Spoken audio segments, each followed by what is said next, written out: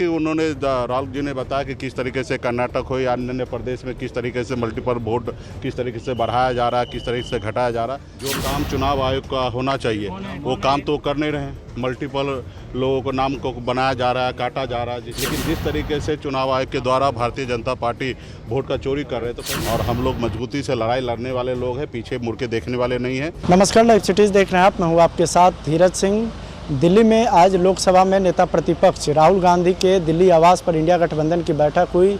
इस बैठक में बिहार विधानसभा में नेता प्रतिपक्ष तेजस्वी यादव, इसके अलावा मुकेश सहनी भी इस बैठक में शामिल हुए थे। बता दें, कहा जा रहा है कि बिहार विधानसभा चुनाव समेत विभिन्न पहलुओं पर इस मीटिंग में बातचीत हुई। मीटिंग समाप्त होने के बाद वीआईपी सुप्रीमो मुकेश सहनी ने कहा कि जिस तरीके से चुनाव आयोग ने बिहार में एसआईआर किया वो असंवैधानिक है और जो वोटर लिस्ट में जो मतदाता हैं उनके नाम को काटने का उन्होंने काम किया है। पहले सुनिए मुकेश सहनी जो कि वीआईपी सुप्रीमो है और आज वो इंडिया गठबंधन की बैठक में शामिल थे, उन्होंने बाहर निकलकर क्या कुछ कहा है। का वोट को चोरी कर रहे हैं, उसके ऊपर हम लोग को गंभीर बन के चुनाव को फेस करना है।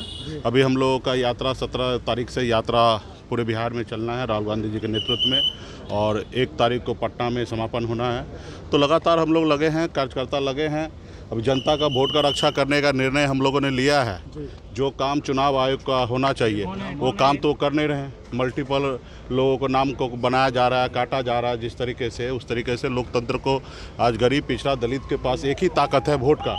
उनको अपने आप को गर्व महसूस होता है कि हम इस देश के नागरिक हैं और हमारे ही वोट से देश का प्रधानमंत्री या राज्य का मुख्यमंत्री बनते हैं। और उनको ये एहसास होता है कि अगर राज्य का मुख्यमंत्री या प्रधानमंत्री काम अच्छा नहीं करेंगे तो 5 साल में बदलने का उनके पास अवसर होता है। लेकिन जिस तरीके से चुनाव आयोग के द्वारा भारतीय जनता पार्टी वोट का चोरी कर रहे हैं, तो कहीं ना कहीं बाबा साहब भीमराव अम्बेडकर का जो संविधान का जो आत्मा है वो कहीं ना कहीं कलप रहा है। तो इस पर हम लोग मजबूती से लगे हैं और बिहार का जनता जागरूक है। ये इनका चोरी हम लोग समय रहते हुए पकड़ लिए। बिहार में इन लोगों का खेल नहीं चलने वाला। आज की बैठक में क्या कुछ बातें हुई सर? यही सारी चीज़ें पे बात हुआ कि उन्होंने राहुल जी ने बताया कि किस तरीके से कर्नाटक हो या अन्य प्रदेश में किस तरीके से मल्टीपल वोट किस तरीके से बढ़ाया जा रहा है, किस तरीके से घटाया जा रहा है। ये सब चीज़ की जानकारी हम लोग प्राप्त हुआ और इसी के ऊपर देखते हुए हम लोग बिहार पे हर बूथ पर इसी तरीके से नज़र रखेंगे। कार्यकर्ता से बात करके इस पर हम लोग काम करेंगे। चुनाव बहिष्कार करने को लेकर कोई चर्चा हुई? क्योंकि तेजस्वी यादव ने कहा, इसके बाद आप लोग आज बैठे सारे अलायंस के लोग, तो इस स्थिति में क्या चुनाव बायकॉट एक ऑप्शन है? इस पर बात हुई क्या?